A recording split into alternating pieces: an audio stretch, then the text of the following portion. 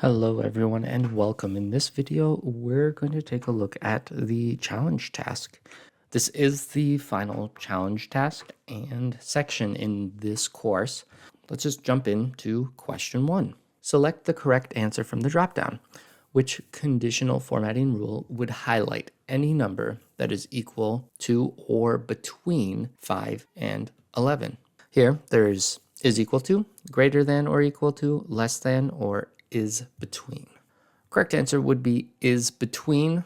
The other ones would in some ways work for some, like is it equal to 5, but it wouldn't be for the rest of the numbers. Greater than or equal to could work with 5, but then it would be 5 and above.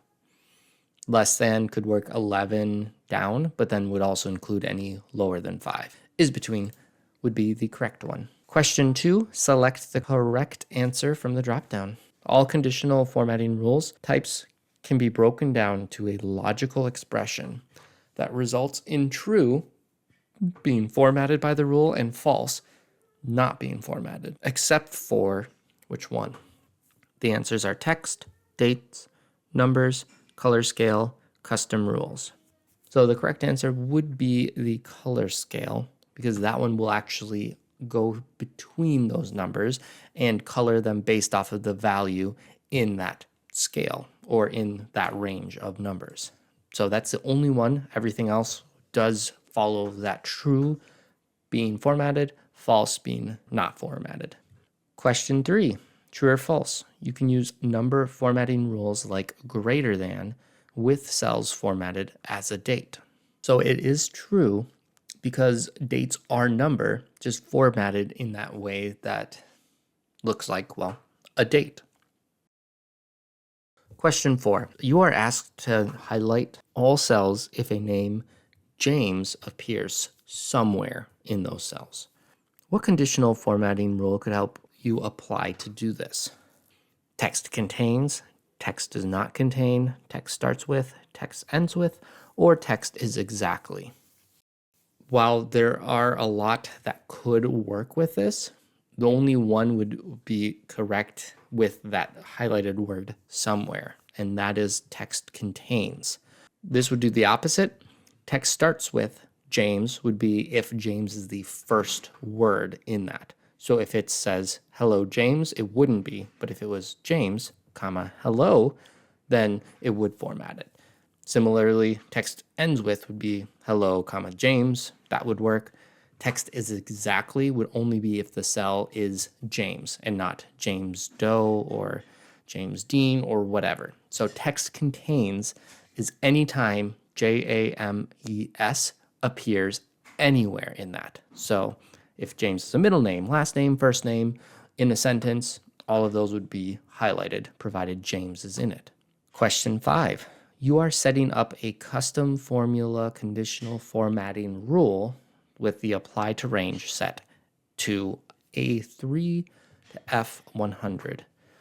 What would be the correct cell to put the rule provided you want it to apply to all or any cells in that range that meets the condition? So A1, A3, B3, or F1. Since this is saying that it wants to apply to any of the cells in that condition, you would want to start with A3. If you started on A1, that means that if A1's condition is met, then A3 would be highlighted. So it would be 2 cells off. B3 would be on the same row, but it would be 1 column off. F1 would be quite a few, A, B, C, D, E, 5 columns off and 2 rows off. A3 would be the correct one in this. Again, there are some times where you would want to make a conditional formatting rule that applies to a certain condition. This would make the most sense and be the only correct answer based off of this question. Now in this one, it is using the challenge table, which if you click that would be this table right here. Create a conditional formatting rule that highlights any of the dates that are after the year 2021. So 1/1/2022 and beyond.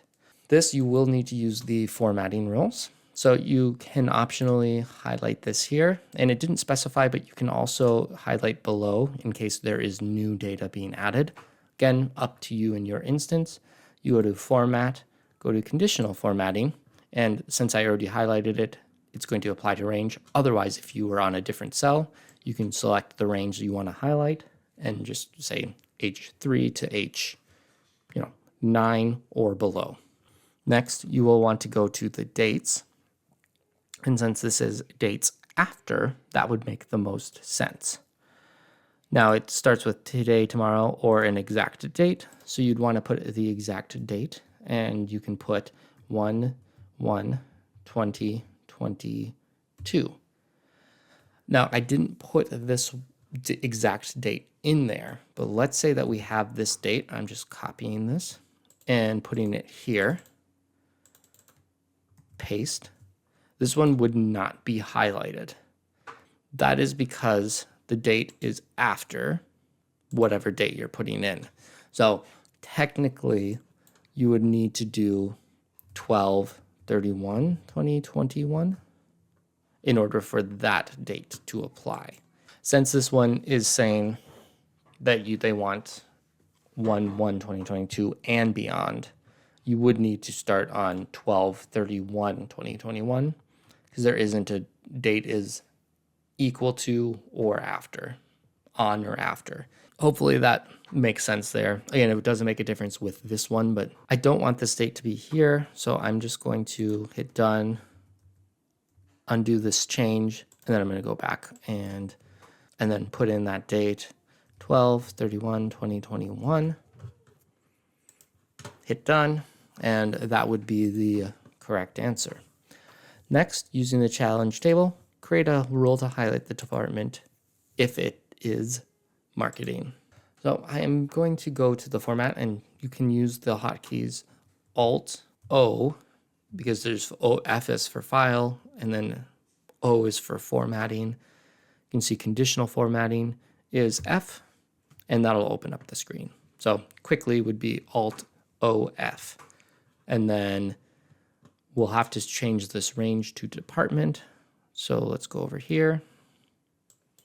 It's going to be selecting the range of department, and I'll go all the way down to the bottom for new data.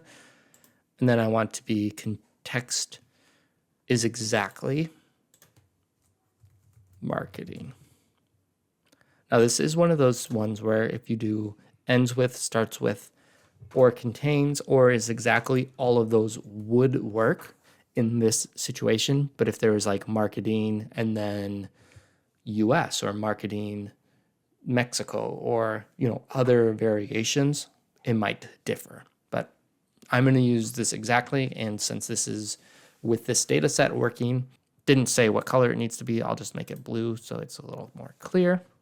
Question 8.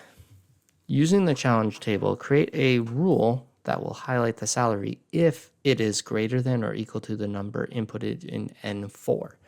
Make sure it works by adding a different number, like 60,000. If you click it, it'll go right to here, and this is the salary greater than. So again, we're going to add a new rule. The apply to range will be J3 down to J13. If you just put J there, it'll continue. I'm going to say the custom formula is, and we want this to be equal to J3, and we want to know if what is in J3 is greater than or equal to what's in L4. For this one, all you would need to lock in would be the row 4 for L. And that's because the J is staying the same to the J here, and there aren't any other rows that we're looking at. If we're adding, like there's a salary in 25 and 2026, or a new projected salary, you might also need to use the lock in to the L here, and you might need to lock in the row or something else depending on what your situation is. But right now this is working for it, and the minimum would be this here, which is locking the L into this row. So it's just saying, does J3 equal L4? Does J4 equal L4? And so on. Again, if this switched or there's multiple columns, then you would need to lock this in as well because you always want it to be this exact cell. Best practice, it doesn't hurt to just absolute reference this one cell just to have this be open for other changes if there are other salaries added. But again, up to you on what you're wanting to do. I'm going to switch this to a kind of pink color just so that we know it's a different rule. I'm going to hit done. And now let's test this out. So I'm going to do 60,000. And you can see that that has now changed what is in it. And it does work with this exact 60,000. If it was 61, that one is removed. The bonus is to adjust the question 8's formula to highlight the entire row in this table. To change this to the entire row, you would have to change the range to G3 to J13. In this, you can see that this kind of gets messed up a little bit, and that is because this apply to range and this custom rule isn't set up properly. And again, we just talked about how the rows matter. What you would need to do is you need to actually highlight this J3 or lock in J3. And what this is saying is you want to highlight the entire row, J3, if it is greater than this. Since that did not meet this, and this would be a false, it's moving down to the row 4. 76 is greater than, so it's going to highlight the entire range in that row. So the entire J4 range is now being highlighted. This was false, so it is leaving that unformatted. Then it's formatting this one because it's greater than. That is doing what we're expecting. We can hit done. If you're looking at this and you're wanting it to be highlighted more, like and have one on top, you can see here, this is going to be highlighted above this green one. So if you switch it, the green will go above this kind of pinkish color. Similarly here, if you switch it, it's going to also. Now, there aren't anyone in marketing that has a greater than this number here. So let me just bring it back down. You can see here, this is going to be highlighted over this color. So if you switch it, now you can see. So again, it just depends on which one you would like to be formatted in what way. That completes this challenge task and this series here. Congratulations on doing all that. I will have a video at the end kind of discussing some final things, next steps, and if you've been watching the series as a whole, congratulations on completing all of this. Hopefully you are now more capable in your field with spreadsheets, knowing how to use them and these kind of building blocks. Again, there's always a lot more to learn. There's hundreds of functions out there. Again, hopefully you found this series and video helpful. Do those YouTube things, leave comments, share, subscribe, and get some more content. So again, thank you, and we'll see you in the last one here, as well as other future videos. Thanks for watching. Bye now.